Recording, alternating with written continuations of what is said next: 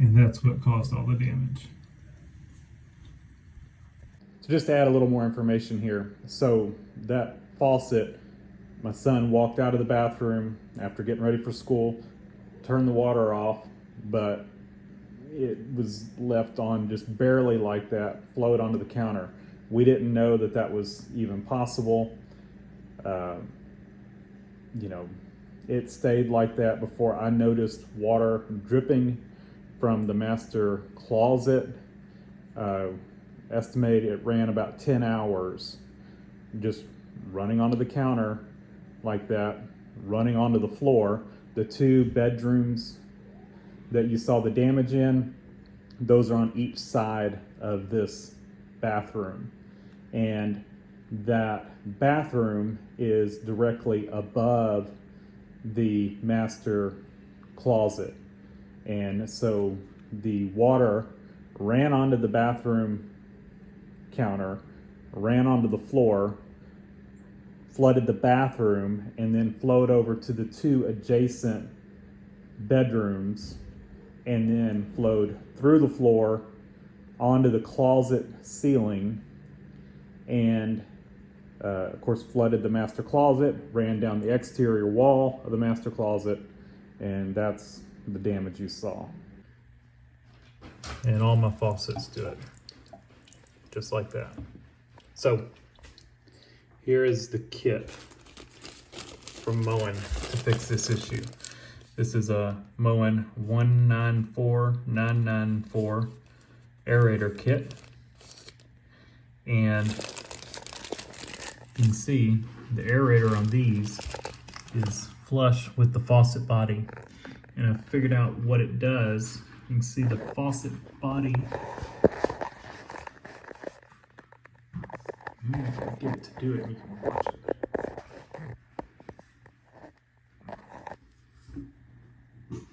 And watch the flow of the water. See how it's flowing on the back of the...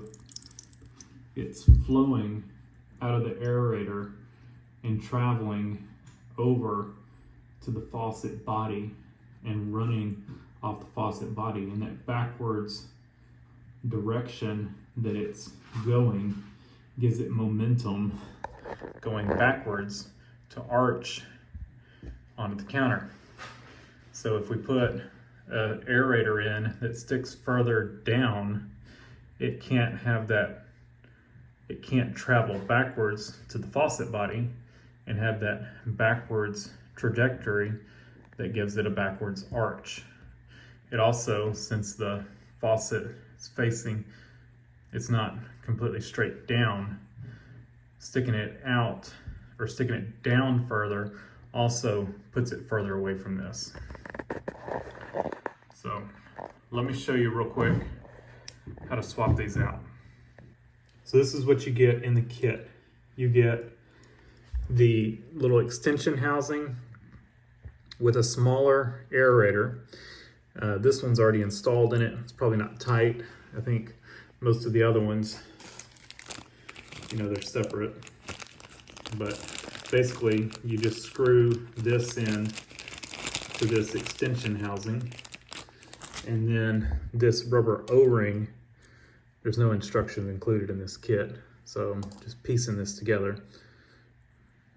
This slips over that into this little recess. And like I said, this piece on all of them was separate. So you just take that, you screw it into here, and you just get that started straight.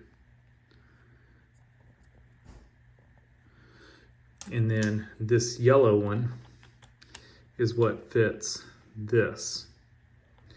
And that will screw it into the faucet body, and it'll tighten it up here and here at the same time. Now, to get the old one out, they've got this green one. And this one just goes up in the aerator, and you unscrew it.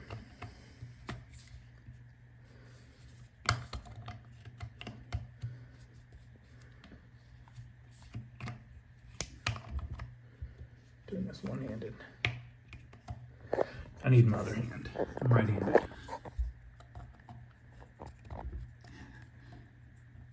see me in the mirror. And ignore the mess. Our closet is torn apart. We've got stuff everywhere. We are still in the process. I guess I could show you all that too, since I showed you the damage. It took this kit was back ordered, so we have been sweating it that this would happen on another faucet. When this happened, we had only been in the house less than 2 months. We did not know this was possible, that they could flow on the counter. It was me seeing it when I noticed the water dripping from the closet. So we get that started. Didn't feel like that was straight. I started my hand, make sure we get it straight. And then we're going to take the yellow one. We said it'll tighten the insert and the extension at the same time. Is that O-ring sticking out? Sure looks like it. Oh, did the O-ring stay? What happened? Did the old O-ring stay on there? Of course, I did the first one. No issues. What's this one's issue? I don't know, maybe it just didn't start. I think I tried turning it before I pushed it all the way up in there, which kinked the O-ring out.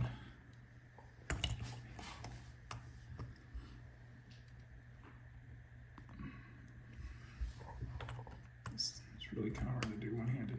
Give me a second to get this thing started. Okay, so I got it started. I just needed both hands to kind of help push it in and turn it.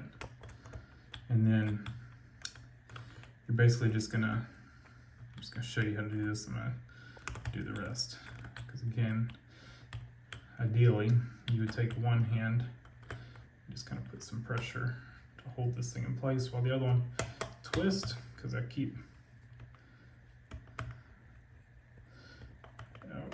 think we got it. Done. Now we test it, right? And look at that. I mean, it's a good inch. Actually, further than that. It's probably an inch and a half from running on there. That's how much of a difference it makes. That is crazy. Spacing it down 1/4 of an inch brought it away from the counter an inch and a half.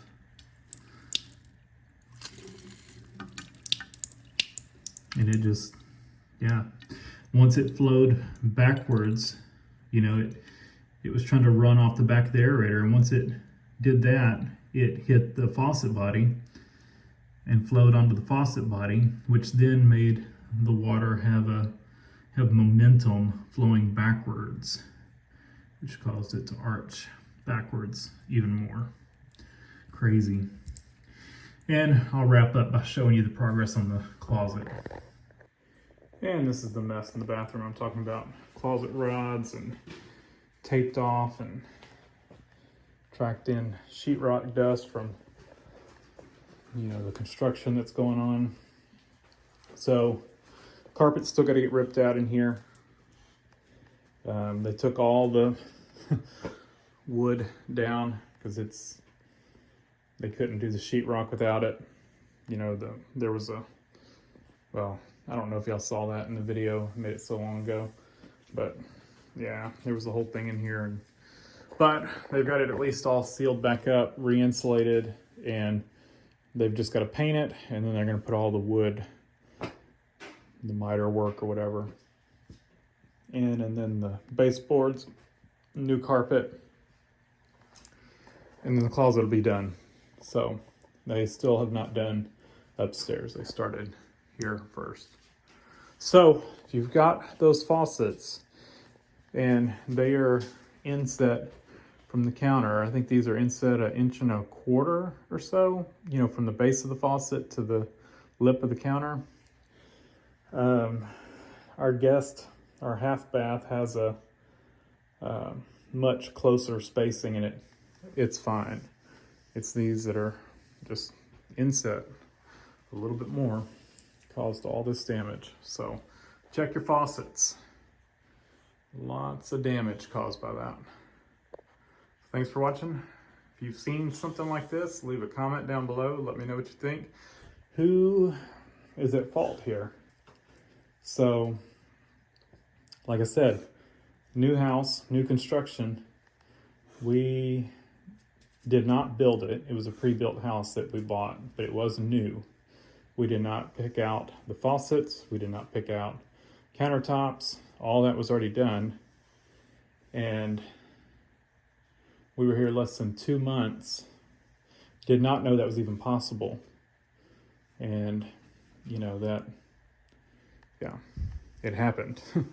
And it ran that way for 10 hours before I came in here and noticed water dripping from the ceiling. It was running on the counter just slowly like that, but it flooded 2 bedrooms, bathroom, the master closet. I did reach out to the builder. Of course, they said, not our fault. And I said, you know, under no circumstance should water, you know, flow onto the counter, you know, from the faucet, which I was told not necessarily, which I don't know necessarily what scenario you would want water to flow on the counter from your faucets. And I told him that we moved from a house that was built in the 60s. And we would even drip our faucets in the winter. We can't even drip our faucets because it runs onto the counter. Like I said, we didn't know this was possible. You know, you have to turn that knob just right. And my son just thought he turned the water off all the way, and I guess it was just barely running like that. And well, I know it was because I saw it. And it was just running on the counter and ran onto the floor and flooded all this stuff. But anyway, I told the builder, you know, we moved from a house that was built in the 60s. You know, we never had an issue like this, never knew an issue like this was even possible. You know, we would even drip our faucets in the winter with no fear of it ever running onto the counter. And he said, well, building codes have changed since the 60s.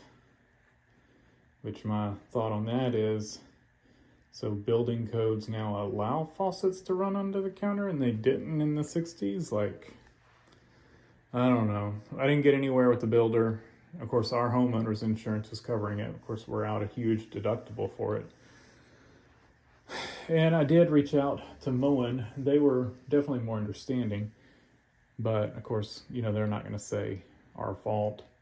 They did say it was a poor combination of countertops and faucet choice, which, like I said, the builder chose those. So I'll show you the guest bath in just a second. But so yeah, they said not our fault, but they said it in a nice way. The builder wasn't very nice about it. But they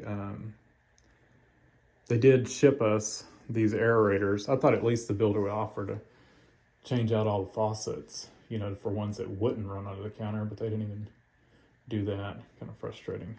But so there's no way I was gonna leave the faucets in here that allowed that to happen. But I did reach out to Moen, and I sent them an email about it, and a thing on their site. Sorry, y'all are just looking at the wall. Sent a thing on their website, you know, an inquiry or whatever, and they got right back with me. Like next day, they called me, and like I said, you know, they sent me those aerator kits.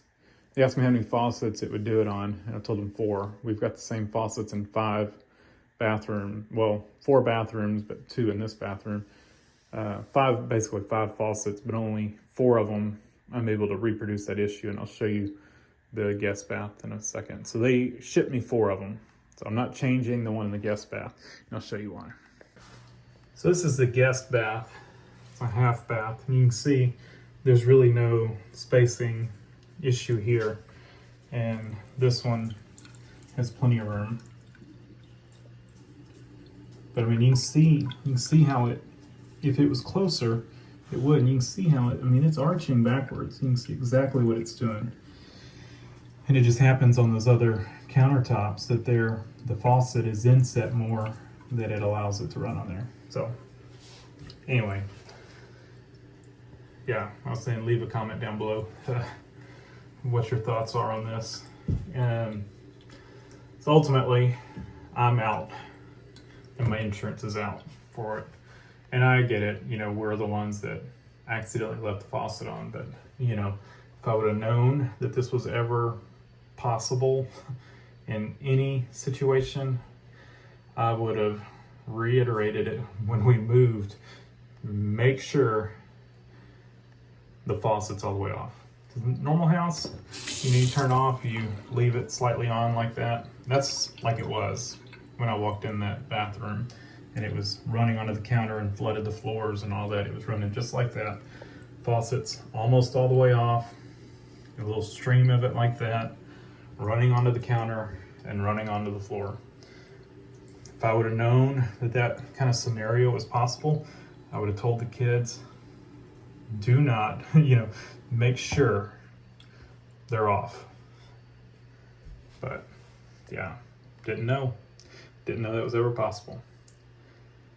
Again, thanks for watching. Leave a comment down below, hit the like button, and subscribe for more. One quick thing to add, I did pull up the installation instructions for these faucets, and there is no specification that I can find that says, you know, a distance on how far, you know, basically the maximum distance it can be in, you know, from the sink basin. So just thought I'd mention that.